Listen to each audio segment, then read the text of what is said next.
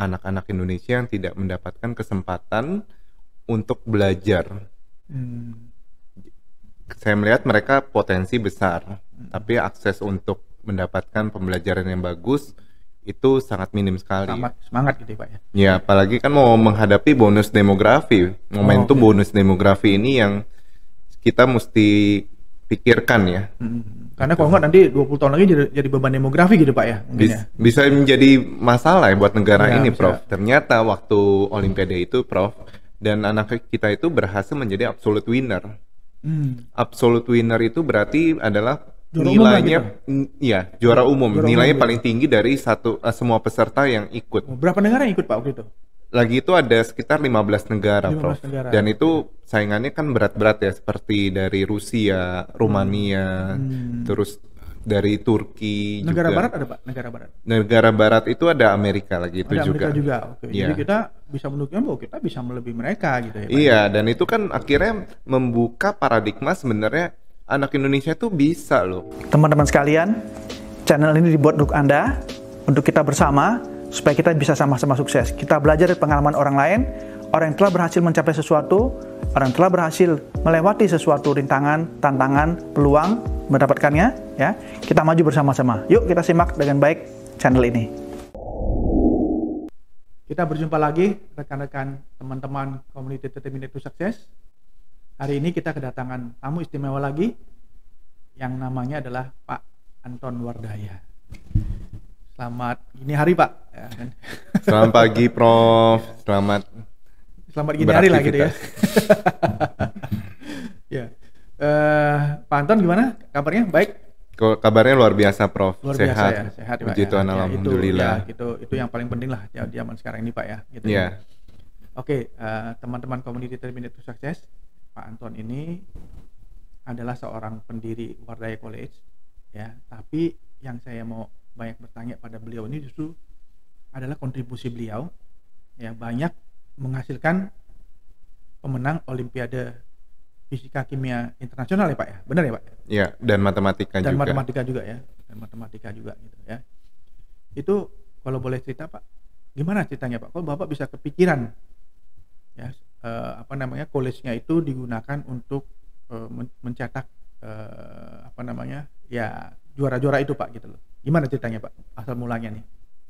Jadi latar belakangnya berdirinya Wardaya College itu dari pengalaman saya mengitari 30 provinsi di Indonesia, Prof. Oke. Jadi saya melihat sendiri banyak anak-anak Indonesia yang tidak mendapatkan kesempatan untuk belajar. Saya melihat mereka potensi besar, tapi akses untuk mendapatkan pembelajaran yang bagus itu sangat minim sekali ya. Saya sudah ngitari dari Aceh sampai Papua, dan apalagi Indonesia itu kan dipisahkan sama laut ya. Negara archipelago lah ya, negara kepulauan gitu ya. Negara kepulauan. Jadi untuk menjangkau satu daerah dengan daerah lain itu sangatlah susah ya. Dan biayanya sangat besar sekali. Ya, dan anak-anak kita itu kan masa depan bangsa ya Pak ya. Jadi kalau kita bisa benahi kan bagus ya Pak gitu ya, memberi mereka semangat gitu ya Pak ya. Ya, apalagi kan mau menghadapi bonus demografi. Momentum bonus demografi ini yang kita mesti pikirkan ya. Karena kalau nggak nanti 20 tahun lagi jadi beban demografi gitu Pak ya, mungkin ya. Bisa menjadi masalah ya buat negara Ya, ini, Prof. Bisa menjadi bencana ya kalau misalnya tidak ditangani segera seperti itu. Sama nih Pak, berarti kita nih sepahaman nih Pak, karena Community 30 Minutes to Success itu juga diutamakan untuk membantu memberikan insight, memberikan tips and trick, memberikan wacana dan pemikiran untuk anak-anak muda terutama ya, supaya mereka bisa naik kelas lah ya, supaya bisa sukses Pak gitu. Amin, gitu, Prof. ya. Kita belajar dari teman-teman yang lain termasuk Pak Anton ini gitu. Oke, tadi dimulai dengan itu Pak ya. Lalu bagaimana caranya Bapak ini bisa mencetak juara-juara itu, dan motivasinya sebenarnya apa Pak selain itu Pak ya? Itu kan motivasi yang sangat general Pak gitu ya. Atau ada motivasi lain, dan bagaimana prosesnya Pak gitu sampai bisa menghasilkan juara-juara baik nasional maupun internasional gitu Pak gitu. Nah, boleh cerita dikit Pak gitu. Jadi waktu saya datang ke daerah-daerah tersebut ya Prof, jadi saya melihat banyak anak itu yang berpotensi tapi tidak punya akses. Nah, makanya bersyukurnya pemerintah sekarang itu sudah membangun infrastruktur. Oh, oke. Jadi kalau dulu saya ke daerah-daerah terpencil ya, daerah-daerah pelosoknya 3T lah ya istilahnya, kalau di Kemendikbud itu ada daerah 3T yang tidak bisa dijangkau, itu saya masuk ke daerah-daerah itu aja, ke daerah Papua yang pedalaman itu sangatlah sulit. 3T itu apa Pak? 3 triliun atau 3 apa nih Pak? Nah ini. Terdepan, tertinggal, terluar. Oh, oke. Itu. Oke. Jadi karena teman-teman komunitas sukses ini kan jangan sampai salah Iya. persepsi. Ya. Terus bagaimana Pak? Ya. Nah, akhirnya saya membuat kelas online, Prof. Kelas online. Tahun berapa itu Pak? Tahun 2014. Wah, Jadi itu pasti masih dianggap aneh ya Pak ya? di saya waktu 2014 itu saya diketawain sama orang tua, sama guru. Pak, ngapain ya anak saya belajar online? Kalau bisa belajar onsite, tatap muka, kenapa enggak gitu kan? Cuma karena saya bilang untuk menjangkau daerah itu kan daerah-daerah yang khususnya di luar Jakarta, saya bilang salah satu cara menyelesaikannya adalah teknologi pendidikan. Oh, jadi artinya yang di Jakarta tetap onsite gitu ya. Tetap Tapi yang onsite. jauh dari jangkauan, yang remote gitu, Pak Anton mengembangkan yang online gitu. Kelas pembelajaran jarak Ya, jauh. pembelajaran jarak jauh lah. Oke. Nah, dari situ kelas pembelajaran jarak jauh itu ternyata sangat efektif, Prof. Jadi karena gap antara anak di Jakarta, Jabodetabek sama di luar Jabodetabek itu gapnya masih jauh ya, waktu sebelum ada kelas online. Nah, sesudah itu ketika saya membuat kelas itu, lama-lama gap ini semakin dekat kesenjangannya. Kesenjangannya. Artinya tentunya orang-orang yang terlibat di dalam lomba-lomba yang dibina oleh Pak Anton ini gitu ya. Iya. Atau tim yang Wardaya itu gitu ya gitu. Jadi mereka ini sekarang sudah mulai berprestasi di kancah nasional bahkan internasional, Prof. Dan Oke. bisa masuk universitas-universitas yang istilahnya udah di luar negeri ya, khususnya di luar negeri itu yang top gitu loh. Oke. Jadi ceritanya nih Pak Anton ini urusannya sama anak umur berapa itu Pak mulainya itu? Dari SD, Prof. Dari SD, SMP, SMA. Oke. Jadi yang Pak Anton cerita itu masuk perguruan tinggi baik dalam negeri maupun luar negeri yang terkenal itu yang SMA. Iya. Gitu. Nah, sedangkan SD, SMP kan olimpiadenya, Prof. Olimpiadanya. Lomba-lomba. Oke. Oh, itu. Apa aja Pak yang sudah dimenangin Pak? Jadi ada di lomba di Rusia, di Kazakhstan, di China, Singapura ya, Prof. Itu banyak sekali. Ternyata banyak sekali anak kita itu yang bisa berprestasi di lomba-lomba seperti itu. Oke, tentunya dengan persiapan ya Pak ya, dengan persiapan yang baik. Iya, Nah, dan itu dikirim dari Kemendikbud ya, Kementerian dikirim dari Pendidikan. Kemendikbud, terus kemudian dititipkan di tempat Pak Anton. Saya salah satu pembinanya. Oh, salah satu pembinanya Iya. Pak Anton, salah satu pembinanya. Dan hasilnya itu juara lah gitu Pak ya. Juara. Dan itu membuktikan sebenarnya anak Indonesia itu nggak kalah loh dengan anak-anak negara lain. Iya, jadi artinya anak-anak kita itu memang sebenarnya kalau dikasih kesempatan dan dibina dengan cara yang tepat, ya itu sebenarnya anak-anak kita itu luar biasa begitu. Hasilnya pasti maksimal. Maksimal, Dan oke. bukan cuma anak-anak di Jakarta aja, Prof. Oke, jadi anak Indonesia lah ya. anak Indonesia. Dari Sabang sampai Merauke gitu ya Pak. Iya. Ya? Gitu. Oke. Nah ini menarik nih Pak. Tapi kalau yang ini apa nih Pak, piala-piala ini? Boleh cerita sedikit Pak piala ini? Jadi kalau yang pertama yang dari kristal ya, Prof. Itu adalah waktu saya dari saya ke ini, Pak, ya? Rusia. Oke. Ke Rusia. Dan lagi itu kita datang gitu ya, mungkin lagi itu ada isu tentang yang nggak enak lah tentang Indonesia gitu ya. Nah terus abis itu ya mereka underestimate gitu kan, orang-orang luar, wah anak Indonesia nih ya mungkin prestasinya nggak sebagus yang di luar gitu kan, anak luar. Ternyata waktu Olimpiade itu, Prof, dan anak kita itu berhasil menjadi absolute winner. Absolute winner itu berarti adalah Juara umum lah nilainya, iya juara umum, Juara nilainya umum paling tinggi dari semua peserta yang ikut. Berapa negara yang ikut Pak waktu itu? Lagi itu ada sekitar 15 negara, 15 Prof. negara. Dan itu saingannya kan berat-berat ya, seperti dari Rusia, Rumania, terus dari Turki Negara juga. barat ada Pak? Negara barat. Negara barat itu ada Amerika lagi itu Ada juga. Amerika juga. Oke. Iya. Jadi kita bisa menunjukkan bahwa kita bisa melebihi mereka gitu ya Pak. Iya, dan itu kan akhirnya membuka paradigma sebenarnya anak Indonesia tuh bisa loh. Ternyata mampu bersaing. Nah, ini yang saya bilang kalau dikasih treatment atau istilahnya pelatihan pembinaan yang tepat, itu pasti bisa. Dan Kalau boleh cerita dikit pelatihannya apa aja Pak, treatmentnya apa aja nih? Nah, ini kan bisa bermanfaat buat teman-teman community to success ini Pak. Gitu. Iya, dan anak itu adalah anak dari Semarang, Prof. Bukan Jakarta loh. Jakarta. Nah, jadi waktu treatment itu kami memberikan pembinaan secara konsep dulu. Nah, ketika konsepnya sudah mengerti, anak itu akan masuk ke soal-soal yang bervariasi. Oke. Jadi artinya pembelajaran itu kita kuasai konsepnya kalau baik, maka konteks nanti dalam menyelesaikan soal-soalnya itu tentunya bisa kita selesaikan dengan baik ya. Iya. Nah, ini kalau kelihatannya ini bermanfaat juga dalam kehidupan ya Pak ya. Tentu Prof, kehidupan tentu. itu kalau kita punya konsep yang bagus tentang bagaimana menyelesaikan masalah kehidupan itu bisa juga digunakan kan gitu. Logika berpikirnya kan yang berpikirnya. diasah, dilatih Oke. seperti itu. Baik, selanjutnya bagaimana Pak? Nah, sesudah itu kita kasih variasi soal dari berbagai negara ya, dan terus anak-anak ini dikarantina ya, Prof. Dikarantina selama sekitar 2 sampai 4 minggu. Oke, di karantina itu karena supaya belajarnya fokus Pak ya, bukan karena COVID gitu. Bukan. Jadi selama karantina itu kami mendrill soal-soal kayak gitu ya. Jadi itu yang sehingga anak-anak ini memang terbiasa dengan soal-soal variasi dari berbagai negara.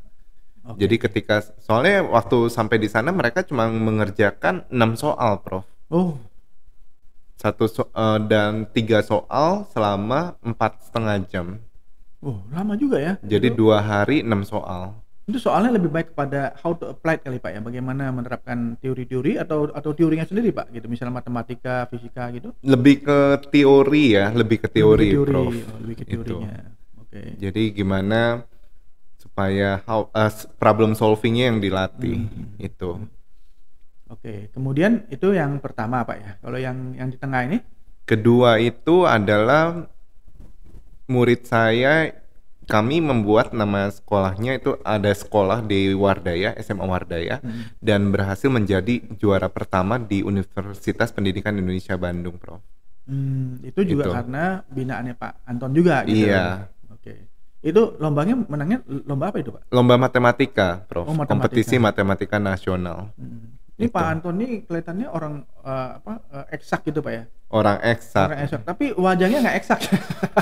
Artinya gaul gitu loh Pak maksudnya. Iya kan, kalau eksak kan kadang-kadang orang pesannya kan wah mesti gimana gitu ya Pak ya, serius dan sebagainya gitu Pak ya gitu ya. Iya, makanya kan saya bikin satu YouTube channel pembelajaran matematika yang fun.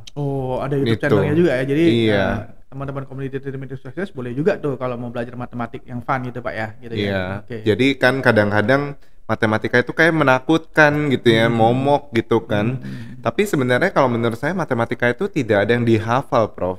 Iya. Jadi kalau sudah mengerti logika berpikirnya itu gampang sekali. Itu. Iya. Oke. Selama ini kan guru-guru selalu mengajarkannya cuma rumus ya. Dan akhirnya itu membuat anak jadi takut gitu loh dengan matematik. Itu makanya saya bikin satu YouTube channel sendiri untuk pembelajaran matematika yang menyenangkan lah. Oke. Itu. Kalau yang kanan itu Pak, yang satu lagi yang warna biru itu. Satu lagi itu saya diundang jadi pembicara di Satgas Covid lagi itu tentang bagaimana menjadi entrepreneur yang sukses, Prof. Dan di tengah pandemik ini kan banyak orang yang iya, karena ada hubungan dengan college-nya Bapak itu. Iya. Ya, dan saya dengar itu top 3 Pak ya. Gimana ceritanya Pak? Nah, ini juga kisah sukses yang perlu kita dengar nih. Ya, bagaimana Pak? Jadi artinya bisa mencetak juara-juara internasional di bidang fisika, kimia dan matematika ya Pak ya? Benar iya. Ya? Saya nggak salah ya? Iya, bidang matematika, fisika, biologi, biologi, kimia gitu ya. Komputer, ilmu pasti iya. gitu ya. Ekonomi juga ada, Prof. Ada ekonominya juga. Iya. Oke.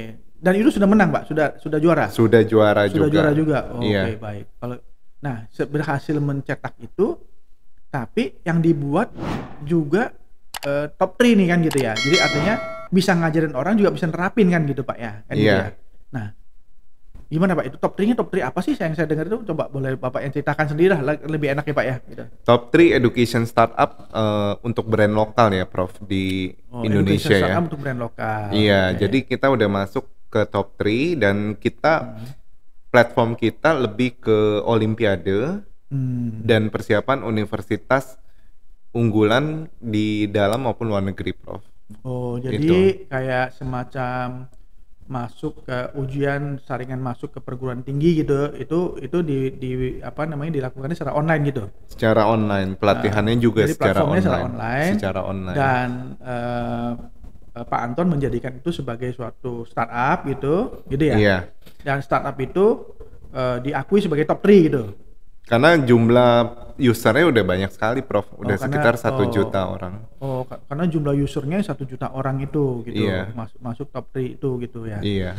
Oke, jadi artinya selain Pak Anton itu apa namanya membantu menyiapkan juara-juara, Pak Antonnya sendiri juga membuat sesuatu yang juara kan gitu Pak ya, gitu. Iya. Nah kesamaannya di mana itu Pak? Menyiapkan orang pihak lain dengan menyiapkan untuk yang punya sendiri itu kesamaannya di mana Pak? Gitu. Jadi supaya sharingnya bisa ke teman-teman community 3 Minutes to Success ini. Gitu. Jadi kalau saya kan selalu pasang goal supaya anak-anak kan juga mereka supaya jadi juara. Oke, Nah, jadi ada goal dulu ada ya. goal dulu. Nah, Oke. saya harus memberikan jadi contoh dong, role model. Oke. Nah, saya juga set goal untuk Jadi you walk the talk lah gitu Pak ya. Jadi artinya Iya. you menjalankan apa yang you ngomongin. Kan ada orang yang dia ngomong dan yang dijalankan kan beda gitu ya. Iya, jadi ini kan langsung mereka lihat, wah Pak Antonnya aja juga udah set goal gitu dengan usahanya gitu kan.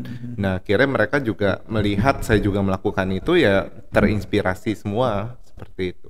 Oh, jadi artinya set goal terus kemudian juga tahapan berikutnya Pak setelah set goal kan Action ya, Prof Nah, ya. actionnya itu dengan perencanaan yang Dengan strategi ya, jadi kita mesti lihat jeli, melihat peluang juga kayak gitu ya. Jadi kalau misalnya di pendidikan, tentu kan pemainnya nggak sebanyak di e-commerce oke. untuk tech company ya. Oke. Nah, terus kalau di piramid, kalau Wardah itu lebih ngurusin, lebih fokus di bagian atas lah. Istilahnya yang tadi anak-anak yang berprestasi ya di Olimpiade. Bukan cuma di matematik tapi ada di bidang sosial juga seperti itu. Ya, oke. Karena yang saya dengar banyaknya di bidang ilmu pasti, tapi ternyata sosial juga ya Pak ya. Gitu ya. Iya. Oke. Nah, terus kita juga ada kelas ininya juga, profesionalnya juga. Oh, jadi artinya selain dari SD ya, SD, SMP, SMA, ada juga pelatihan buat profesional. Iya, jadi buat seperti data science, actuarial science, terus digital marketing. Ngomong-ngomong latar belakang Pak Anton apa sih sebenarnya? Saya latar belakangnya Pendidikannya matematik kan. matematik. Oh. Nah, terus saya S3-nya di BINUS, Oh. di DRM, Heeh. ya, Doktor Research in Di Management. manajemen gitu ya. Jadi artinya ya buat bisnis ya udah nggak aneh dan juga matematik, tapi komputernya gimana Pak? Komputernya saya kan karena background S1, S2 di matematik, jadi saya juga memperdalam komputer. Oh, jadi ya lebih alignmentnya lebih inilah ya, lebih mungkin lebih apa namanya? Bukan lebih mudah tapi Paralel, bisa Paralel gitu ya, paralel, bisa karena paralel gitu. matematik dan komputer kan related. ya related gitu ya gitu ya. Oke, Pak, sebenarnya yang Pak Anton lakukan ini semua, Pak, ini kan pertanyaannya kan gini ya, Pak Anton kan banyak memikirkan orang lain dan sebagainya gitu Pak ya. Terus ujung-ujungnya kan harus hidup gitu Pak ya, harus bisa berjalan gitu Pak gitu ya. Iya. Terus apakah Pak Anton juga memikirkan model bisnis Pak dalam melakukan semua ini gitu, sehingga apa namanya usaha yang dilakukan itu juga menghasilkan gitu ya. Ya tentunya apa niatnya itu kan bagus Pak ya untuk orang banyak gitu ya. Tapi kalau orang banyak saja terus tidak menghasilkan kan itu suatu hari bisa bikin frustasi juga tuh Pak gitu. Nah gimana nih Pak Bapak membalance itu? Jadi kalau misalnya model bisnisnya itu sebenarnya Wardaya itu ya Prof, itu sebenarnya pertama kali itu dari menjembatani dari dunia dunia sekolah ke dunia universitas. Oke, pertamanya itu. Itu sebenarnya. Nah, ternyata banyak alumni kami yang membutuhkan pelatihan-pelatihan gimana caranya untuk masuk ke dunia profesional atau dunia kerja. Nah, makanya kami menjembatani lagi. Satu lagi Oke. seperti itu. Dan ternyata itu berkembang sekali ya. Bukan cuma alumni kami yang membutuhkan, di luar sana pun banyak yang membutuhkan. Apalagi di tengah pandemik seperti sekarang ini ya, banyak orang yang kena dampak ya, dirumahkan, dan akhirnya mereka mendapatkan skill dari kami juga. Seperti itu. Oke. Dan kami harapkan banyak orang itu jadi pengusaha di masa mendatang. Itu. Oke, jadi artinya nih agak meluas juga ya Pak. Jadi pertama Pak Anton melihat ada peluang bisa membantu orang untuk mengurangi gap di Indonesia ini, pendidikan di kota besar dengan daerah-daerah remote kan gitu. Pertamanya Iya. itu, gitu.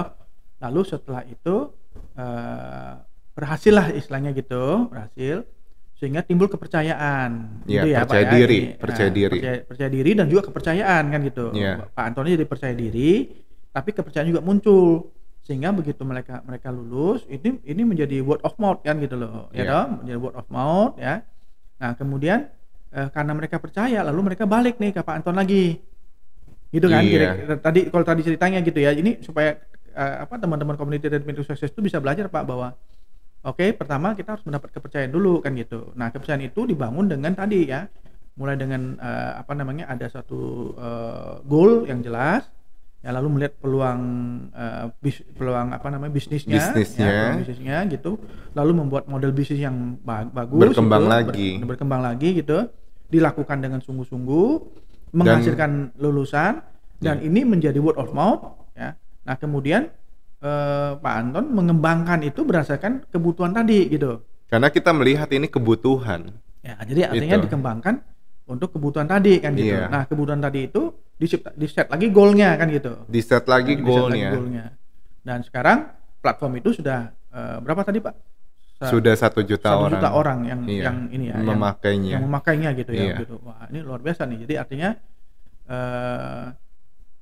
ke depan ini nanti apalagi Pak yang Pak Anton sedang pikirkan nih? Jadi, dimulai dengan niat baik, menghasilkan sesuatu yang bisa buat orang banyak gitu kan gitu. Jadi kita mau bikin talent hub, Prof.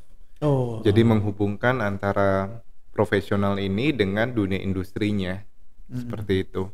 Jadi perusahaan-perusahaan yang membutuhkan langsung terhubung dengan platform kami sehingga mereka istilahnya sudah siap menampung lah ya.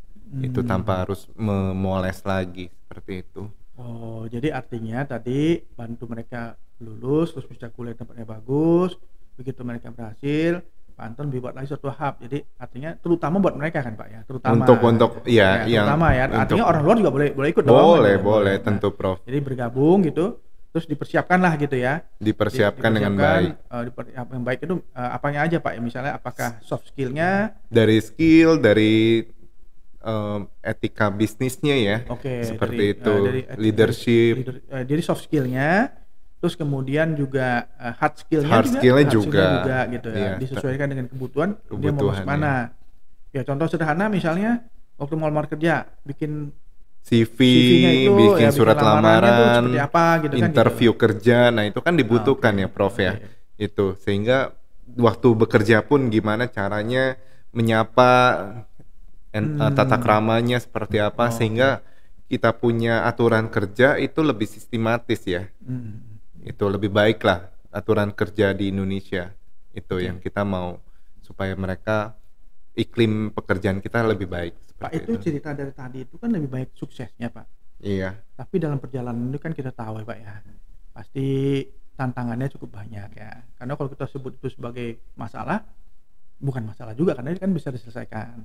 Tantangannya apa aja Pak, supaya teman-teman komunitas Redmi Sukses itu bisa belajar juga bahwa kalau ada tantangan seperti ini, yang apa yang Bapak lakukan gitu ya, tantangannya apa yang dilakukan, bagaimana sih sikap yang harus menghadapi tantangan itu Pak gitu. Jadi tantangan pertama ya kalau ketika kita membangun usaha tentu brandingnya ya. Jadi kadang-kadang orang tuh selalu bilang ke saya, Pak, gimana ya caranya supaya usaha saya cepet cuan, cepet untung gitu kan. Ya terus saya bilang, yang penting itu mesti konsisten dan persisten. Jadi Kalau mesti konsisten itu continue terus menerus dilakukan karena itu sesuai passion kita gitu ya. Jadi kalau mungkin belum kelihatan hasilnya, tapi karena kita konsisten, lama-lama pasti akan muncul satu kalau persatu persisten, hasilnya. Kalau persisten. Persisten itu tahan banting, Pak. Jadi kalau ada masalah itu jangan cepat menyerah. Kayak gitu. Mungkin kalau saya dulu waktu merekrut staff ya, staff di usaha saya. Jadi waktu itu mungkin kan karena belum banyak orang yang aware dengan kami, untuk mencari talent itu nggak segampang itu. Nah, jadi tapi karena saya konsisten dan persisten menunjukkan hasilnya, jadi banyak orang yang sudah mulai banyak yang bergabung di Wardaya. Seperti itu. Jadi artinya melihat tantangan itu sebagai suatu apa namanya? Jangan memandang masalah itu sebagai suatu hambatan, tetapi hadapilah sebagai suatu tantangan. Ada jelas sebagai suatu tantangan, dicari way out-nya gitu, dicari Pak ya? Cara yang paling istilah sesuai ya dengan kita punya usaha seperti itu. Tantangannya contoh deh Pak, salah satu contoh yang Pak Anton hadapi itu seperti apa sih Pak, dan bagaimana menyelesaikannya Pak? Boleh, ini tipsnya nih buat teman-teman ini Community Determined to Success nih. Yang paling sulit dikontrol itu adalah human resource. Jadi karena kita nggak bisa tahu kepala setiap orang ya. Nah tapi ketika kita punya SOP yang jelas, kita punya sistem yang jelas dalam usaha kita, tentu kalau ada yang salah pasti ada sanksi. Kalau ada yang mendapatkan prestasi pasti ada reward. Jadi ada reward and punishment. Yes. Gitu ya. Jadi artinya karena Pak Anton ini bergeraknya di bidang yang berhubungan erat dengan orang ya, baik itu sebagai yang melayani atau yang katakanlah kan ada dua nih Pak ya, yang melayani dan juga yang dilayani kan gitu. Nah kalau masalah itu datangnya yang melayani kan gitu. Kalau melayani ini dibuat SOP, dibuat segala sesuatunya supaya jelas gitu ya. Jadi rambu-rambunya jelas, Prof. Rambu-rambunya jelas sehingga kemungkinan itu bisa dicegah. Iya. Tapi dari sisi itu kan dari sisi yang melayani. Kalau yang dilayani Pak, ada masalah, ada kendala, pernah ada tantangan tertentu gitu? Tentu misalnya dari orang tua ya, orang tua. Jadi ketika mereka menyampaikan suatu masukan, kita harus melihat itu adalah sesuatu input yang sangat berharga ya. Jadi kita nggak boleh terlalu responsif gitu ya. Istilahnya terlalu, ini kok ada orang tua kasih masukan gitu ya. Tapi malah menurut saya itu adalah sesuatu yang bagus. Karena apa? Karena itu menjadi bahwa kalau saya bilang kalau ada masalah itu berarti usaha kita itu masih bisa terus berkembang. Jadi artinya Pak Anton yang mengatakan kritik itu jangan dianggap sebagai sesuatu yang menjatuhkan. Iya. Tapi kritik itu justru dianggap sebagai sesuatu yang memberikan masukan supaya kita bisa lebih bagus lagi. Supaya memotivasi kita lebih baik lagi. Artinya Pak Anton ingin mengatakan bahwa kalau orang yang kritik itu tidak selalu anti kita, tapi mungkin dia sayang sama kita, cuman cara penyampaiannya beda gitu Pak ya. Iya. Gitu. Berarti peduli sama kita itu kalau orang memberikan masukan itu. Ya, jadi kita lebih baik lagi kan. Produk kita, pelayanan kita itu akan jauh lebih baik lagi. Gitu. Saya dengar juga Pak, ini mungkin di akhir sesi nih, saya dengar katanya platformnya Pak Anton ini sudah ada yang mau invest nih Pak. Jadi sudah banyak yang incer nih Pak gitu ya. Iya. Puji Tuhan, alhamdulillah 2022 ini kita akan ada sekitar 10 investor lah Pak yang sudah ngantri. Yang sudah melihat ini sebagai sesuatu yang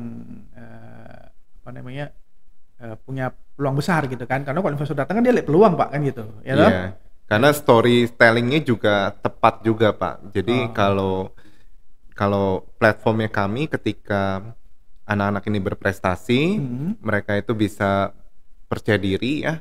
Terus abis itu percaya diri, akhirnya meningkatkan pembangunan daerah juga sampai meningkat, terus mendukung pembangunan nasional. Jadi balik lagi di awal pertemuan kita tadi ya, Pak Anton mengatakan bahwa ingin kontribusi untuk Indonesia yang kita cintai ini. Iya. Ya, di akhir ini juga Pak Anton mengatakan kalau ada investor ini bisa mempercepat gitu kan gitu ya. Jadi Mempercepat. Jadi balik lagi gitu Pak ya, bahwa memang konsisten dengan tujuan awalnya, yaitu ingin supaya anak-anak muda kita di Indonesia ini bisa lebih maju lagi, lebih berkembang lagi, sehingga bonus demografi ini bisa menjadi peluang yang besar. Jadi peluang yang besar, buat malah Indonesia. negara itu bisa nabung. Ya, jadi negara bisa nabung orang-orang yang sukses supaya kedepannya tidak jadi beban, bahkan Indonesia bisa makin maju, makin jaya. Gitu, Iya, Pak, ya. amin, Ya. Prof. Nah, ini kita senang nih Pak, kalau banyak orang seperti ini di Indonesia, tentunya negara kita akan maju luar biasa Pak gitu. Iya. Pak Anton, terima kasih sekali Pak Anton sudah hadir di sini Pak gitu ya. Terima kasih kembali Prof. Gitu, Ya. ya. Nah, mungkin ada pesan-pesan buat teman-teman di Community 30 Minutes to Success Pak? Iya.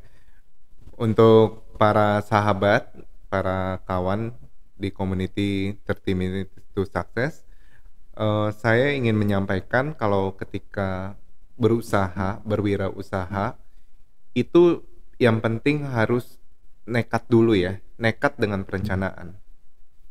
Jadi jangan terlalu banyak berpikir, istilahnya nanti kalau nggak terlalu banyak berpikir akhirnya nggak jalan-jalan.